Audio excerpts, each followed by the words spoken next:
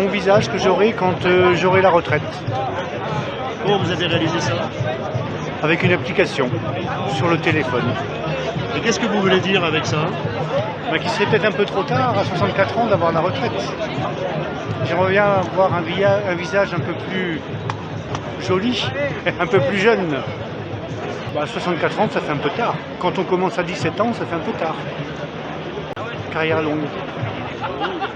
Comment ça va se passer pour vous précisément? Je n'en sais rien du tout pour le moment. Et je crois que personne ne le sait. On verra l'avenir.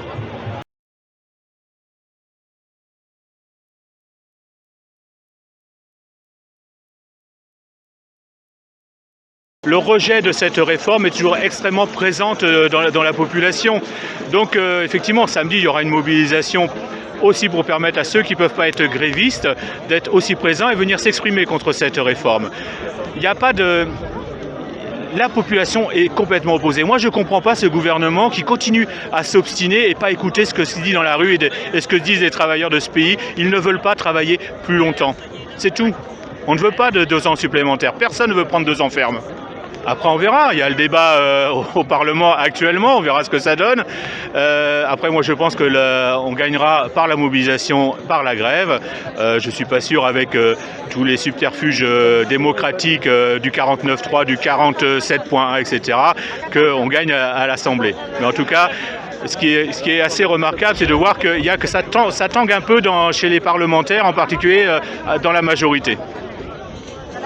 Je ne pense pas que ce soit le nombre qui va compter, c'est plutôt le mécontentement grandissant qui se démontre et on verra aussi samedi, qui permet aussi à des personnes de venir qui malheureusement ne peuvent pas se mettre en grève, sachant que ce qui va faire bouger les choses, c'est aussi les grèves dans les entreprises et la mobilisation générale. Franck Elie, je suis le secrétaire général de l'Union départementale CGT.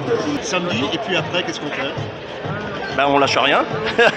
On lâche rien. Je ne sais pas si vous suivez un petit peu les réseaux. Il y a 940 000 hier, 940 000 signatures. Donc il y a 940 000 personnes qui ont signé la pétition contre cette réforme des retraites. Donc oui, aujourd'hui la contestation elle est présente.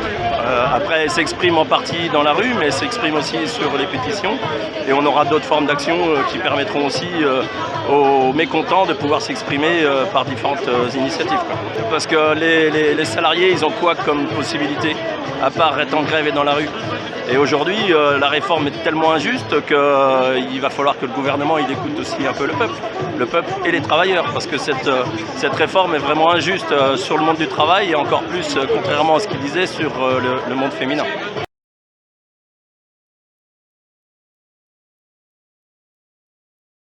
Selon le gouvernement, nous ne défendrions que le droit à la paresse et une société sans travail, sans effort. Face à ces calomnies, nous répéterons toujours que nous rejetons cette réforme injuste et brutale qui accentuera les inégalités. Nous ne sommes pas dupes. Pour le gouvernement, nous mettrions en péril la solidarité entre générations, car seulement 1,7 actifs pour 1 retraité. C'est faux! C'est faux! Un actif produit 3 fois plus qu'il y a 40 ans. Mais les gains de productivité ne sont pas redistribués aux travailleuses et travailleurs. Le gouvernement dit que la réforme serait juste pour les femmes. C'est faux! C'est faux! Le nombre de femmes obligées d'atteindre 67 ans pour obtenir le taux plein dépasse celui des hommes. Et avec un salaire inférieur, elles auront toujours une pension inférieure. En 2021, 28% des femmes travaillent à temps partiel contre 8% pour les hommes. Le temps partiel diminue le montant de la retraite de base et complémentaire des salariés du privé comme des fonctionnaires. Le gouvernement dit que la réforme serait juste pour les seniors. C'est faux! C'est faux! En 2021, moins de la moitié des 61 ans étaient sans emploi. Il leur faudra encore attendre plus longtemps au chômage, en invalidité, pour toucher leur retraite. Le gouvernement dit qu'on vit plus longtemps, alors il faut travailler plus. C'est faux! C'est faux! L'espérance de vie en bonne santé est de 63 ans pour les hommes et 64 pour les femmes. Je suis Gilles Bouvet, j'ai 59 ans et je suis obligé de faire un trimestre de plus. Je suis en mi-temps thérapeutique parce que j'ai un problème de santé. Donc pour moi, c'est très lourd de pouvoir travailler plus longtemps. J'aurai 60 ans au mois de septembre et je suis à quelques jours près. Comme la loi passera au 1er septembre, donc moi je suis obligé de faire un trimestre de plus. J'ai eu la CARSAT au téléphone et c'est difficile de finir sa carrière dans telles conditions. Travailler dans l'agroalimentaire.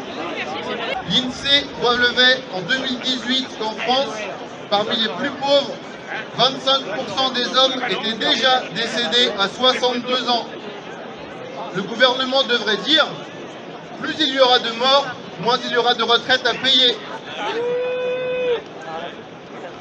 Le gouvernement dit qu'il faudrait reculer l'âge de départ à la retraite pour maintenir l'équilibre. C'est faux!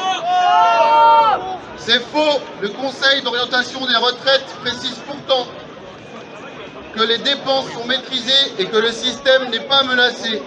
Et s'il fallait plus d'argent, des solutions existent. Le gouvernement dit que la réforme améliorerait la prise en compte de la pénibilité au travail. C'est faux! C'est faux! Actuellement, il faut avoir au moins 10% d'incapacité à la suite d'un accident du travail ou d'une maladie professionnelle, sous certaines conditions, pour bénéficier d'une retraite à taux plein. Ce départ sera repoussé de 2 ans. Le gouvernement dit que le minimum de pension sera relevé à 1 200 €. Et non, seulement pour les salariés ayant eu une carrière complète au SMIC, ce qui exclut beaucoup de femmes et de précaires. Le gouvernement dit que le recul de l'âge a été validé démocratiquement lors des élections présidentielles de mai 2022. C'est faux! C'est faux! Ce qui a été validé, c'est faire barrage à l'extrême droite. La réforme des retraites est générale et touche tout le monde.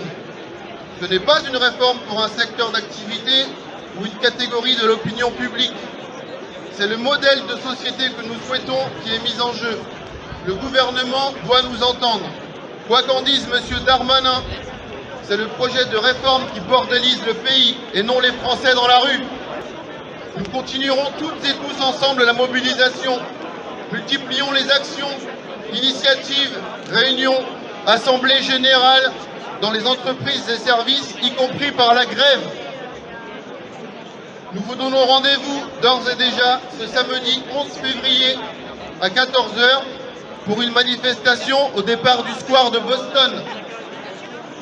C'est toutes et tous ensemble que nous pourrons stopper cette réforme injuste et injustifiée.